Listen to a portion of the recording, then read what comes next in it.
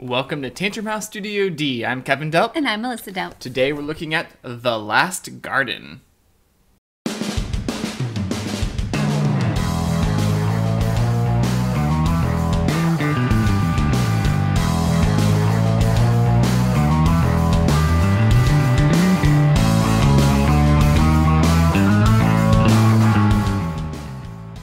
The Last Garden by 1000 XP is a worker placement betting area control game for 2 to 4 players. Now this was Kickstarted last year, but now it's available.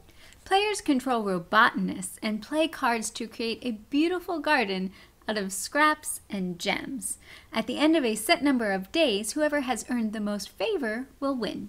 In the game you have the main game board, gems, meeples, tokens, cards, and dice. For initial setup, place the dice from 1 to 6 on the correct spot in each sector.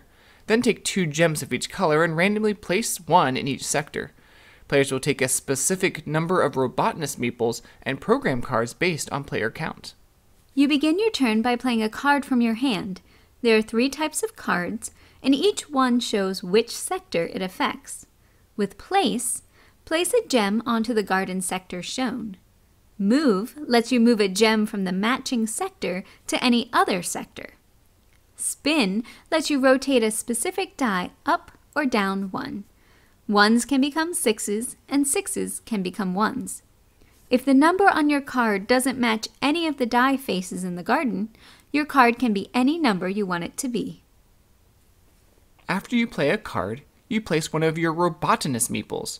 You can place it in the garden where you get points based on the number of gems in that sector at the end of the round. Mines, where players get points based on the majority of colors in the garden. The workshop, where you get points based on the number of gems in certain sectors.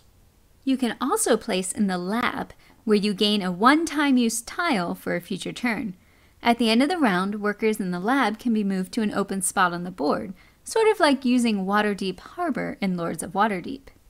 Before scoring, you remove all the gems in a sector that has 6 or more gems. This represents wilting. Then players get points based on where their workers are. The player with the most points at the end of the game wins. The gameplay is pretty smooth. You play a card and then place a Robotanist. But choosing where to place them and at what time and what cards to place, that's where it really gets intriguing. Because I could try to get points from placing in a certain sector or in the workshop. But I could try and put more gems in the sector, which will make that sector wilt, denying you points. Right, so there is a little bit of take that in the game, but usually it's affecting more than just one player, I guess unless you're playing 2 players.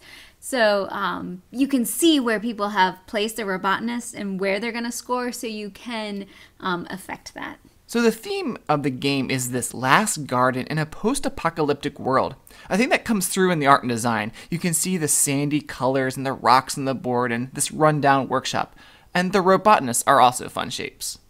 The game plays fairly quickly in about 30 or 40 minutes, and you'll play 3 or 4 rounds based on the player count. Yeah, so if you're looking for a solid worker placement game and like the aspects of the betting and a little take that, then check out The Last Garden at your local game store.